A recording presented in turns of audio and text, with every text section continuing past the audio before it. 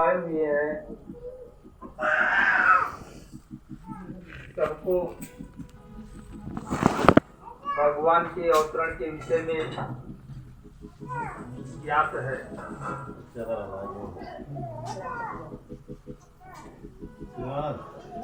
लेकिन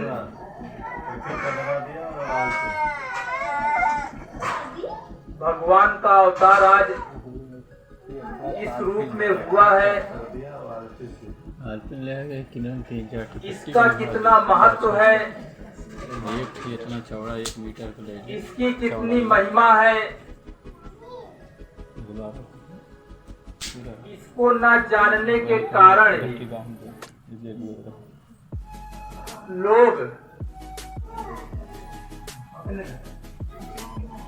इसको उतनी गहराई से नहीं लेते हैं जितनी गहराई से इसको लेना चाहिए। जैसे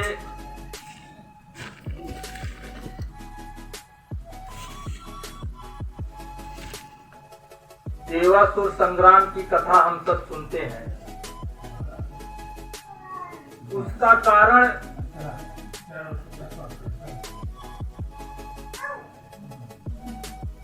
अमृत पाना ही था। अमृत पाने के लिए देवता और असुर आपस में लड़ पड़े। तो अमृत जो पीने को पा जाए वो अमर हो जाए। तो अमृत की महिमा जो जानता होगा वही अमृत के लिए मर मिटने के लिए तैयार हो जाएगा। तो वैसे ही अगर अमृत पीने के लिए हमको मिल जाए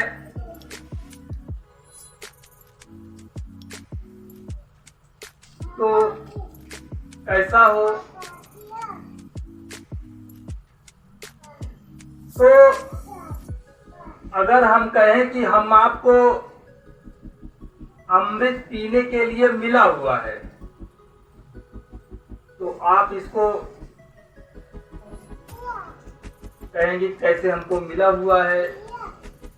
तो एक घटना आपको इसके पहले बताना चाहते हैं, एक कथा है। भगवान श्री कृष्ण जी जब महाभारत का युद्ध खत्म हो गया था, समाप्त हो गया था, तो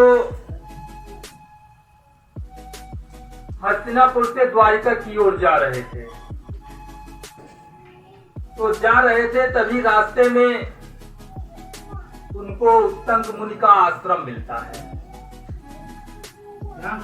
तो उनके आश्रम पर भगवान श्री कृष्ण जी रुकते हैं। उत्तंग मुनि जी भगवान को प्रणाम करते हैं, उनका स्वागत सत्कार करते हैं। उसके बाद हाल चाल होने लगती है। तो भगवान श्री कृष्ण बताते हैं कि कौरवों और पांडवों के बीच में राज्य के बंटवारे के लिए घमासान युद्ध हुआ और उस युद्ध में कौरवों का विनाश हो गया। इतना सुनते ही तो उत्तंग मुनि क्रोध से लाल लाल हो गए कि आप सर्व समर्थ होते हुए भी आपने वो भी आपके अपने ही थे, आपके रिश्तेदार थे, उनको आपने बचाया नहीं। वो इतना क्रोधित हो गए कि वे भगवान को श्राप देने के लिए उतावले हो गए। तो भगवान ने उनको समझाया कि मुनिवर, जो आपने तपस्या की है, तपस्या करके जो कुछ तप अर्जित किया है उसके बल से आप मुझे श्राप नहीं दे सकते। अब आप मेरे महत्व को, मेरी महिमा को सुनिए। तो भगवान ने उनको बताया। तो भगवान ने जब अपने विषय में उनको बताया तो उनको ज्ञान हुआ कि हाँ, भगवान तो पार ब्रह्म परमेश्वर है, आज मनुष्य रूप में अवतार लिए हुए हैं। तो वो कहते हैं प्रभु मुझे अपना विराट रूप का दर्शन करा दीजिए। तो भगवान उनको अपने विराट रूप का दर्शन कराते हैं। तो वे कहते, भगवान फिर जब प्रसन्न होते हैं तो वरदान मांगने के लिए कहते हैं। कभी भी जब भगवान प्रसन्न होंगे तो कहते हैं कि बेटा जो मांगना हो मांग लो। तो वैसे ही उत्तम मुनि से जब भगवान ने कहा कि आप कोई वरदान मांगना हो मांग लीजिए, तो जहां पर उनका आश्रम था वहां पर पानी की बहुत समस्या थी। तो उन्होंने कहा कि यहाँ पर पानी पीने की बहुत समस्या रहती है, आप कृपा करके यहाँ पर पानी की व्यवस्था कर दें। जय मराना। तो भगवान ने कहा कि ठीक है, मैं यहाँ पर वो व्यवस्था कर देता हूँ। जब भी आपको प्यास लगे मेरा स्मरण करना, आपको जल की व्यवस्था हो जाएगी। तो भगवान श्री कृष्ण फिर चले जाते हैं। उसके बाद फिर एक दिन जब उत्तम मुनि को प्यास लगती है तो उनको भगवान की बात याद आ जाती है, और जब भगवान की बात याद आती है तो उन्होंने कहा ही था कि मेरा स्मरण करिएगा, आपको जल मिल जाएगा। इतने में देखते हैं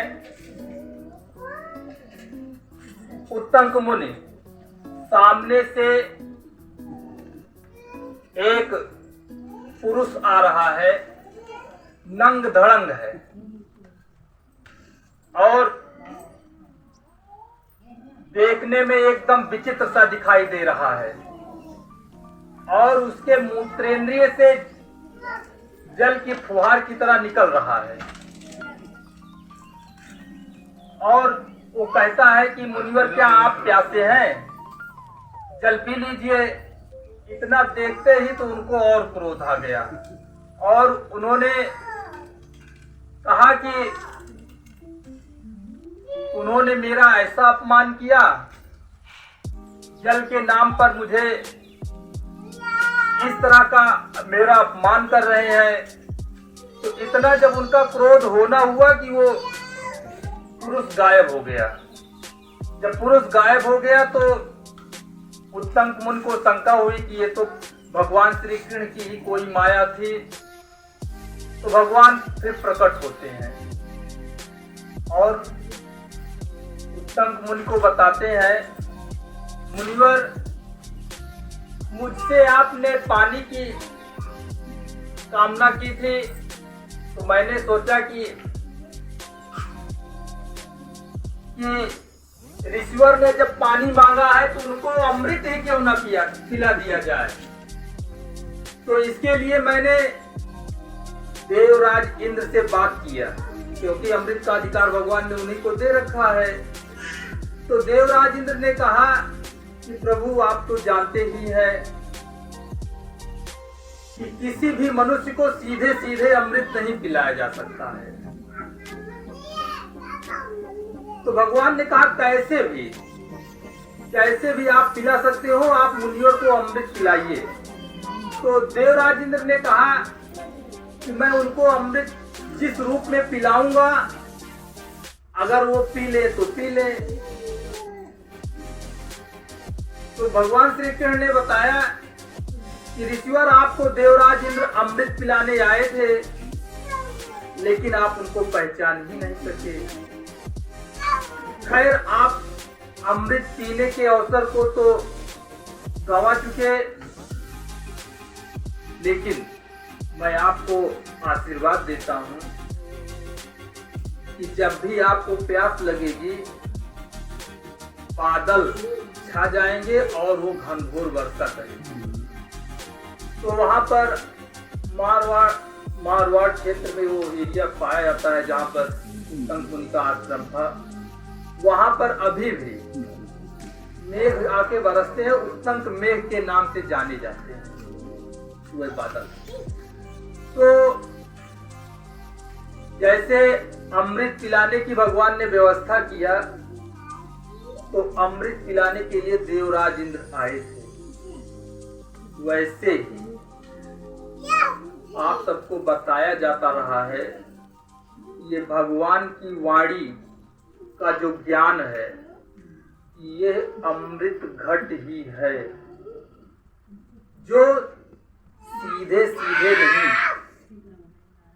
अब जैसे अमृत जो होता है देवताओं के लिए ही होता है, तो देवता ही इसमें आएंगे भी। अब देवता कौन है, असुर कौन है, इसको खुद मनुष्य भी नहीं जान सकता है कि हम कौन हैं। लेकिन जो आएगा वो भाग्यशाली ही होगा, और इस राह पर जो आएगा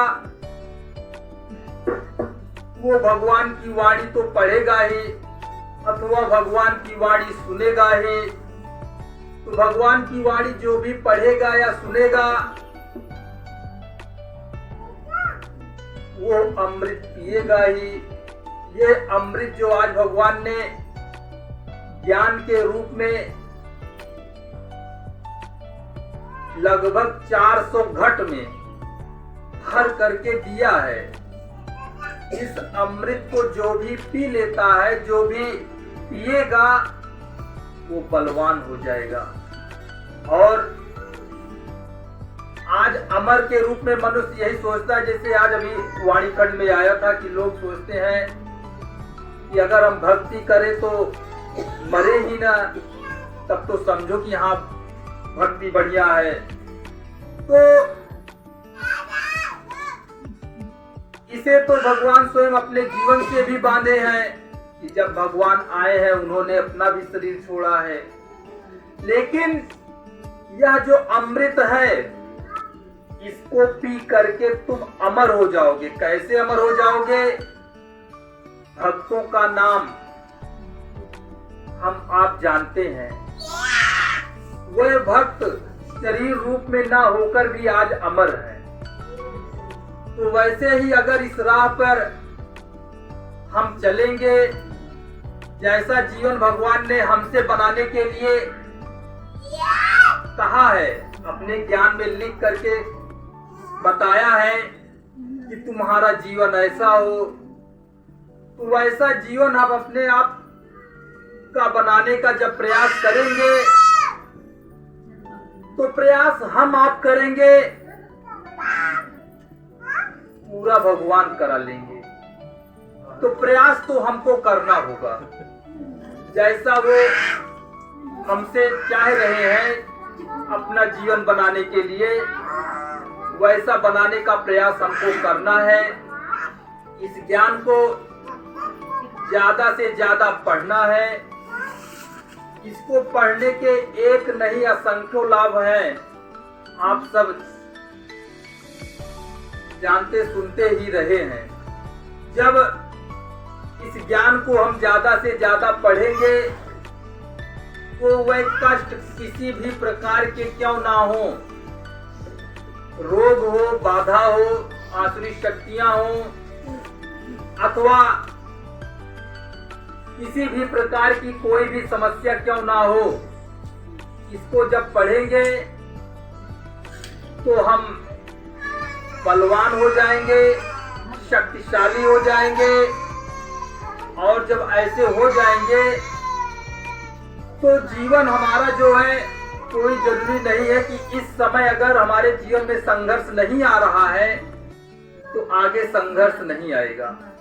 भगवान ने इसके बारे में बताया ही है कि आने वाले समय में दिन प्रतिदिन स्थितियां कठिन ही होती जाएंगी। इस समय देख ही लीजिए कि परिवार का सदस्य भले ही बाकी हो, लेकिन कोई ऐसा परिवार आपको बाकी नहीं मिलेगा जो इस समय बीमार ना हो, जो हॉस्पिटल ना पहुंच गया हो। तो समय समय पे ऐसी ऐसी स्थितियां आती ही रहती हैं, और आने वाले समय में इससे भी कठिन से कठिन स्थितियां आएंगी, संघर्ष आएंगे। ये आज जब भगवान आए हैं तो पहले भगवान पिछले जो कलयुग था उसमें भगवान ने जल प्रलय किया था। आज पांचों तत्व प्रलय ढा रहे हैं। इन पंच तत्वों के द्वारा प्रलय जो हो रही है, जैसे पहले जब आकाश से बिजली गिरती थी कभी कभार सुनने को मिलता था। इस समय बिजली गिरने की इतनी घटनाएं हो रही हैं, इतनी घटनाएं हो रही हैं कि हमारा जो हमारे उत्तर प्रदेश की राजधानी जो लखनऊ है, इस बीच पिछले कुछ दिनों में बच्चों का स्कूल तक बंद करा दिया गया था। इतनी ज्यादा आकाशीय बिजली गिरने की घटनाएं हुई हैं। तो अब बिजली नहीं बिजलियां गिर रही हैं और दुर्घटना नहीं दुर्घटनाएं हो रही हैं। ये क्या है? ये भगवान के क्रोध की सूचना ये सब दे रहे हैं। तो ये जो कुछ भी घटनाएं घटती हैं, जो विभत्स होती हैं, ये सब हम आपके कर्मों के ही कारण होती हैं। तो हम कर्म कैसे करें कि भगवान का क्रोध हम पर ना हो? तो भगवान का क्रोध हम पर ना हो, भगवान हमसे प्रसन्न हो, तो इसके लिए आज भगवान ने अपना ज्ञान दिया है। इस ज्ञान को हम पढ़े ना हो सुने, और सुन करके जैसा जीवन हमसे भगवान चाह रहे हैं वैसा जीवन बनाए। आज संसार में बहुत सारे मत हैं या परंपराएं ही हैं, उनके आधार पर हम समझते हैं कि हम कहाँ बुरा कर्म करते हैं, हम तो अच्छा ही कर्म करते हैं, तब भी हमारे जीवन में दुख आ रहे हैं, कष्ट आ रहे हैं। तो हम अच्छे कर्म कर रहे हैं अथवा बुरे कर्म कर रहे हैं, वो परिभाषा जो हमारे समाज में प्रचलित है वो भगवान के यहाँ मान्य नहीं है। भगवान के यहाँ क्या मान्य है? जब तक भगवान की परिभाषा पढ़ेंगे नहीं तब तक जानेंगे कैसे? तो आज भगवान वो सारी बातें लिख करके बताए हैं। लाखों पृष्ठों का ज्ञान है भगवान का, जो लगभग 400 खंडों में प्रकाशित है। उसी को जब पढ़ेंगे अथवा सुनेंगे तभी जानेंगे। और उनके ज्ञान को जितना ज्यादा पढ़ेंगे, उनकी कृपा, उनका संरक्षण हमको तो मिलेगा ही, साथ ही साथ हम यह भी जान पाएंगे कि हम जीवन कैसे जिए। जीवन जीने का इतना साफ सुथरा रास्ता आज भगवान ने जो बताया है, पूछो मत। इस पूजा को करने में कोई भी ऐसी स्थिति जीवन की आड़े नहीं आ सकती है। ना तो इसमें नहाने का बंधन, न खाने का बंधन, न समय का बंधन। जब भी जैसी